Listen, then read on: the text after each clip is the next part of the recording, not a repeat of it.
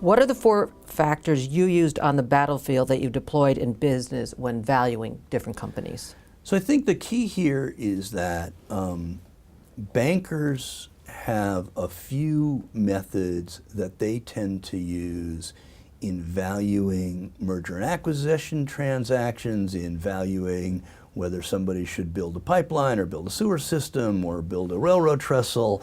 It works in the bond world, it works everywhere. And these methodologies are financial. They are discounted cash flow analysis is one, how much money is going to go out, how much money is going to go in, when's it going to come in, how do I apply the time value of money to that, how do I apply risk factors to that, and then sometimes they're supplemented by other financial approaches depending on the transaction we're talking about, where they look at so-called comparable transactions.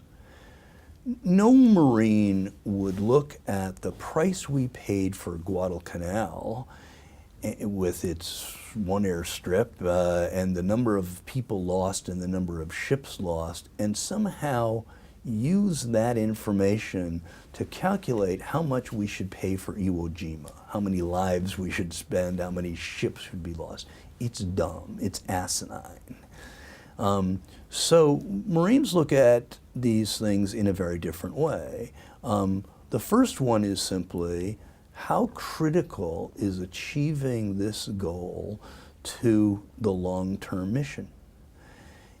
Because if it's not critical, why fight that battle? And in fact, there are many examples throughout history, World War II island hopping, plenty of times in Iraq and Afghanistan, where people simply chose not to fight the battle because it wasn't that critical.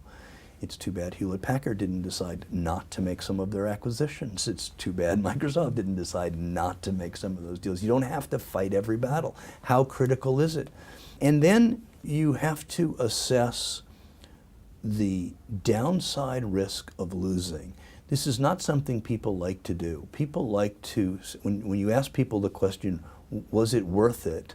They answer it in terms of whether they won or they lost. If they fought the battle and won, then they say, yes, it was worth it. If they fought the battle and lost, they say, well, no, it wasn't worth it. Well, you have to say, is it worth fighting this battle even if you lose? How important is it?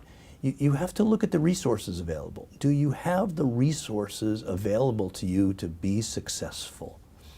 And you have to look at that risk-reward trade-off. These are all critical, and none of them are financial.